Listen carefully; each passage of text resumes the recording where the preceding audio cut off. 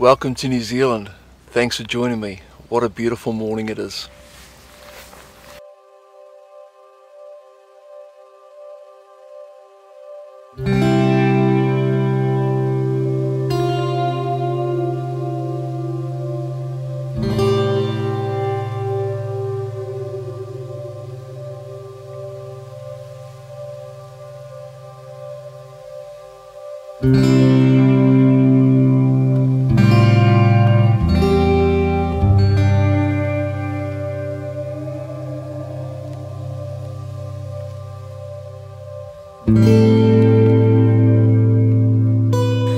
Welcome to New Zealand.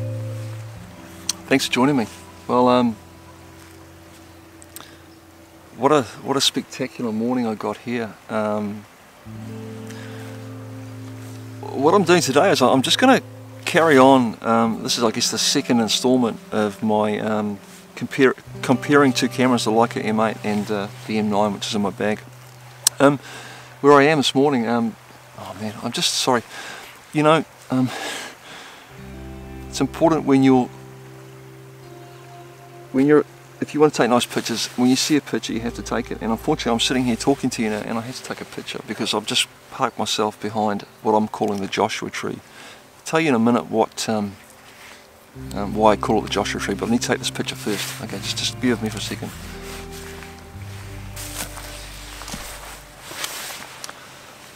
Sorry about that. Excuse my my rudeness for leaving you, but you know, it's true. When you see something, I think it's really important to just stop what you're doing and capture it, because the emotions that you're getting when you see that are not going to come back. Anyway, quickly, this episode is called the Joshua tree, and really, I'm just down by the river here, and there's a couple of small pine trees that have obviously been grown from seedlings that have dropped into the sand here. And I always like this place. I like the trees. I just like the way they hang over the water, the shape of them. I've got the tide coming in. I'm just waiting for the tide to come in a bit more so I can take some water shots of these trees.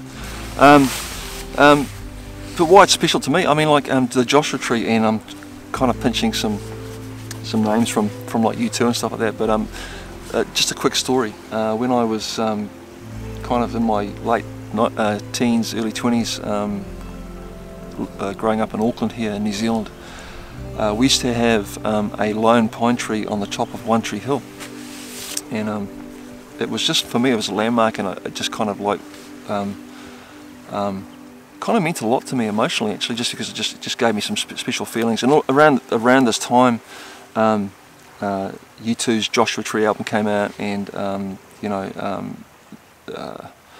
there was a song there called, I think it's One Tree Hill, and the song was dedicated to Greg Carroll, who's a New Zealander. He was a roadie who worked for U2, and unfortunately died at an early age.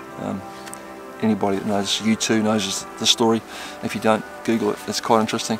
But one day somebody decided to cut that tree down off the top of One Tree Hill, and one day when I was walking down by the river here, I saw this pine tree, and it just reminded me of that. And it's almost kind of like that lone tree on that hill has been reborn here for me anyway. So it's kind of cool. It's just a cool shape, and when the water's in, it just adds to the effect. Some mornings I've been down here, and this guy's you know, out with whitebait nets and stuff like that, and netting for whitebait or mullet, with the tide in on a crystal clear, cool morning, flat water. It's just something else. It's pretty amazing. So I'm here this morning just taking pictures of this tree. That's all I'm going to do this morning, is just take pictures of this tree, and I'm going to use my two cameras. So we haven't got a wide variance of subject matter. It's just this tree, and there's another little one over there, but it's mainly this one here in front of me. And we're just going to compare the pictures off the cameras. I don't want to be really kind of like, it's not about kind of saying which camera's better. It's just like, you know, because they're both beautiful cameras. For me, the M8 here is special, simply because it feels for me, it feels softer. I don't know what it is. It just feels more like a camera that I'm close to. And I've discussed it in the past, how I'm finding it a little bit difficult to form any relationship with that M9. But it might change, you know, I don't know. It's not that the pictures are not any good, but it just doesn't feel the same for me. So this morning I'm just going to just sit here, chill out, relax, and just take some pictures, and then we're going to go back and edit them and just make some comparisons and see how the images compare, and then you can make up your mind which you know, which of the two that you prefer, really. So let's get into it. Hope you enjoy it.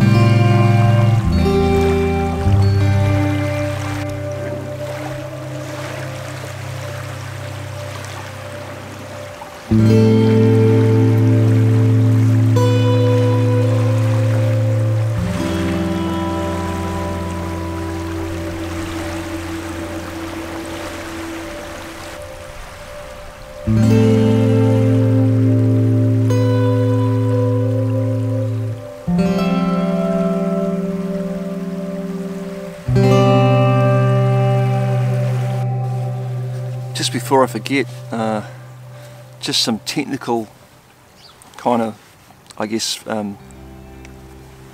points to mention about what I'm doing this morning. Again, I've got the M8 here at the moment, and my ME will be M9. I'm pretty much shooting the same lens on both cameras. Well, I am shooting the same lens on both cameras, which again is the Carl Zeiss 28mm f2.8. Same as I did for my last episode, and the only reason I'm shooting this lens again is because I forgot to take it off and didn't put another lens on it, so we'll have to use it again. But it is a nice lens, it's a really good lens, and I do like to use it on the M8, because with the crop sensor that 28mm kind of becomes a 35-ish. Another point to note is that I'm not going to be using the IR cut filter on the M8 at all today. And the reason for that is because I've actually left it at home.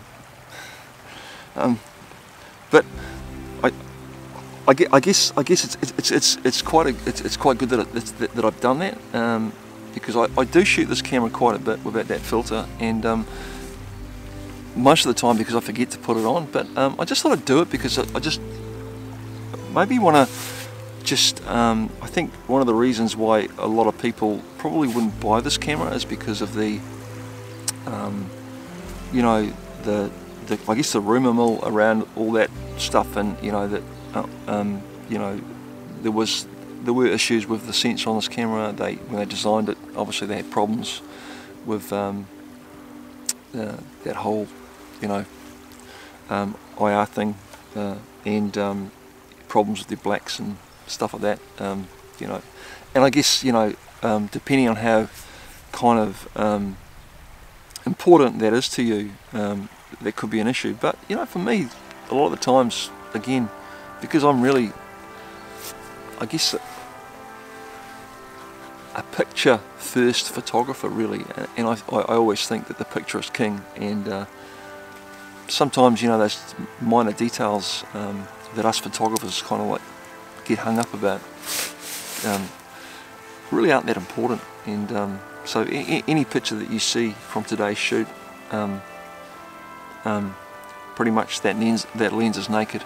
There's no filter on there, so you can make up your own mind if you need it or not, and whether or not it's something to be concerned about when you purchase, or if you purchase one of these cameras. Because for me, you know, quite a cost-effective way of getting into a Leica. Still expensive, but you know, certainly not going to cost you the kind of money that a newer Leica M would. So yeah, you make up your mind.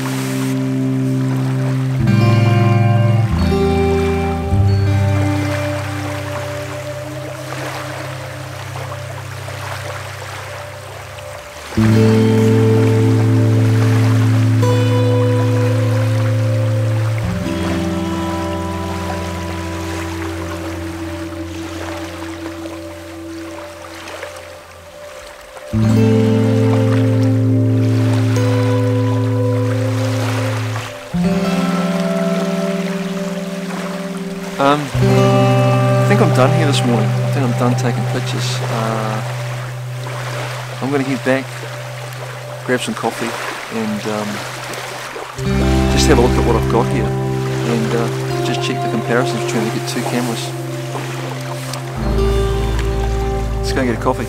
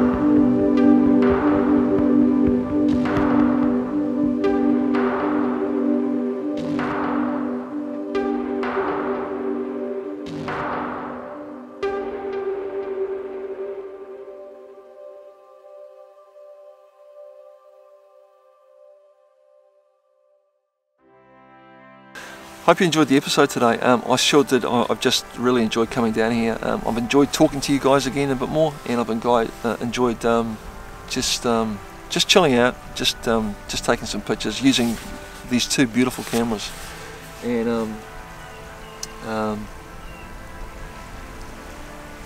just taking pictures. It's so cool. Hey, if you haven't subscribed, please do so. I really appreciate that. But you know, go and follow my Instagram feed. There's a link below for my Instagram feed. Check out my website too if you want to see more of my work. I haven't updated it for a while, so I need to kind of update my website with some of the work I've been doing over the last 12 months, because there's a lot of work there that needs to be showcased. So go and check out the website. Like I said, I hope you've enjoyed the episode. I hope you've enjoyed looking at the two cameras and you know, just the pictures that come from them. Please come back again soon. Until next time, I'm going to walk home and enjoy the rest of the morning, have a coffee. Haere rā from New Zealand. Goodbye. Thank you. See you.